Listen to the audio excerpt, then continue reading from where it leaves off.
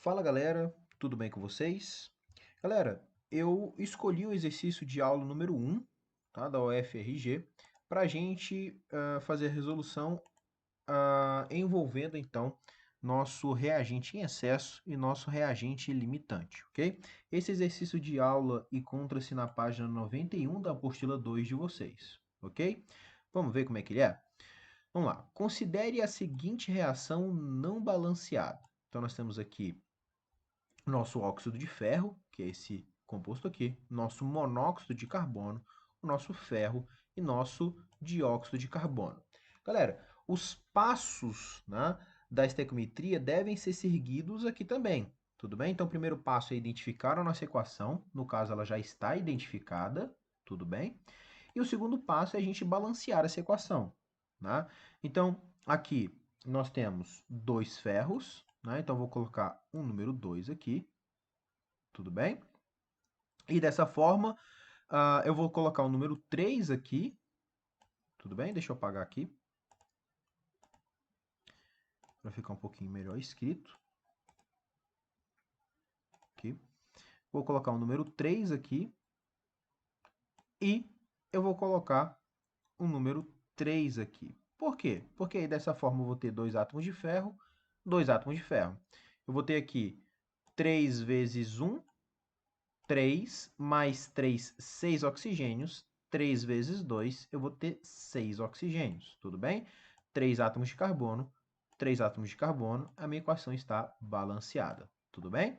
Então, vamos lá. Ele pergunta então para você, quando 5 mols de óxido de ferro, que é o Fe2O3, reagem com 16 mols de monóxido de carbono, com um rendimento de 100%, pode-se afirmar que o reagente limitante e o número de átomos, aliás, de ferro formados, respectivamente, nessa reação, serão. Né? Então, considero o número de Avogadro, né, o constante de Avogadro, como 6 vezes 10 a 23. Bem, galera, então vamos lá. O primeiro passo é o seguinte. Quem são os meus reagentes? Os meus reagentes, né, são aqui o meu óxido de ferro, que é o Fe2O3, e meu monóxido de carbono.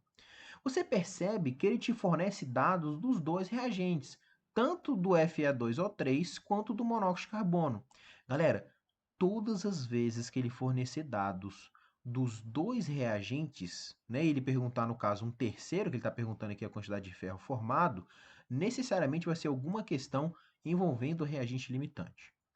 Todas as vezes que ele fornecer dados dos dois reagentes, vai ser uma questão envolvendo reagente limitante, galera. Anote isso, tá? E aí, cabe a você determinar quem é esse reagente limitante, que é justamente o que a gente vai fazer agora. Então, olha só, galera. Eu sei que pelo meu balanceamento, a minha proporção é que 1 mol de Fe2O3 reagem completamente com 3 mols de Fe, aliás, reage com 3, completamente com 3 mols de CO, tudo bem? Que é o que foi que eu coloquei aqui. 1 mol de Fe2O3 reage proporcionalmente e completamente com 3 mols de CO. Acontece, galera, que ele falou para você que ele colocou 5 mols de Fe2O3 e 16 mols de CO. E aí que está o ponto. Quem é que está fora da proporção aí? Bem, se a gente for olhar isso aqui, neste caso, eu multipliquei esse cara aqui por 5. Tudo bem? Agora, olha esse cara aqui. Se eu multiplicasse o 3 por 5, né, para ficar proporcional, o Fe2O3 com monóxido de carbono, eu teria aqui, na verdade, eu teria que ter, na verdade, 15 mol, né? Eu teria que ter 15 mol de CO. Isso proporcionalmente, né? Porque se eu multipliquei por 5 desse lado, eu teria que multiplicar por 5 desse lado aqui também. Mas você percebe que eu tenho uma quantidade maior do que 15. Isso significa que o CO é o meu reagente em excesso, ele está mais do que eu precisaria proporcionalmente, que seria 15, e o meu Fe2O3 é o meu reagente limitante, tudo bem? É aquele que está em menor quantidade proporcionalmente, tudo bem? Então, de novo, eu multipliquei esse cara aqui por 5, então o CO deveria multiplicar por 5 também. Só que quando eu multiplico o CO por 5, eu fico com 15. Só que, na verdade, ele me dá 16 no meu problema, né? Então, é uma quantidade maior do que eu precisaria para reagir completamente com todo o Fe2O3. Isso significa que iriam sobrar, né, 1 mol desse cara aqui. Tudo bem? Então vamos lá. A minha regra de 3, galera, e todos os meus cálculos estequiométricos eu sempre vou fazer com o meu reagente limitante, que neste caso aqui é o meu Fe2O3. Tudo bem? Então os meus cálculos, eles serão feitos sempre com base nesse reagente limitante, que neste caso é o Fe2O3. Tudo bem? O que eu faço a partir de agora? Eu esqueço esse cara aqui. Eu esqueço esse cara porque eu sei que ele vai estar em quantidade suficiente para reagir com todo o Fe2O3. Então não preciso me preocupar com ele. Então, vamos lá. A partir do momento que eu descobri quem é meu reagente limitante, eu vou para a minha estequiometria de fato. Agora eu vou comparar quem? Deixa eu apagar aqui. Quem eu vou comparar, galera? Eu vou comparar quem ele está me perguntando, ele quer saber a quantidade de ferro produzida, né?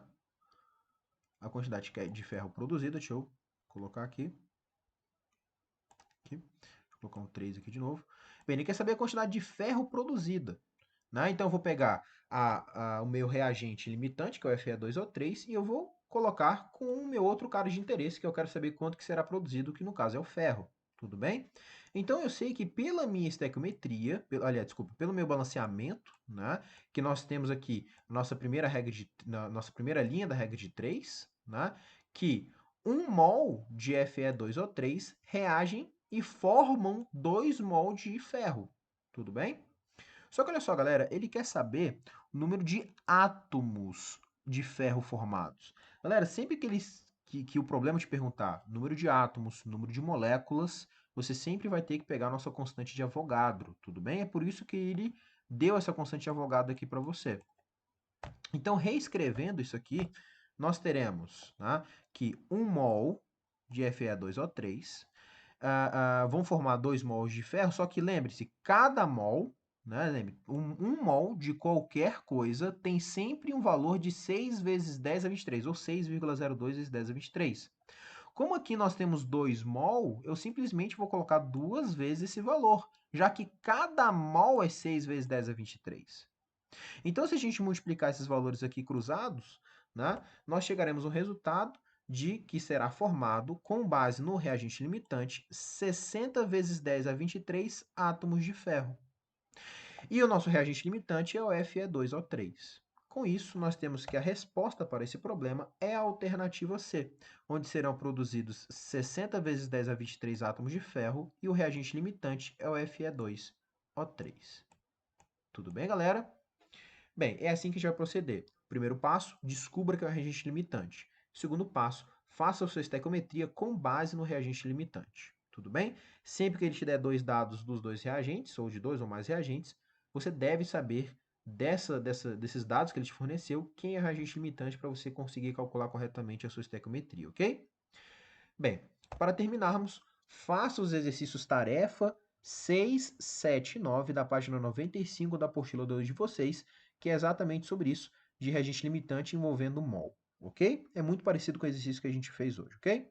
Muito obrigado e até a próxima aula.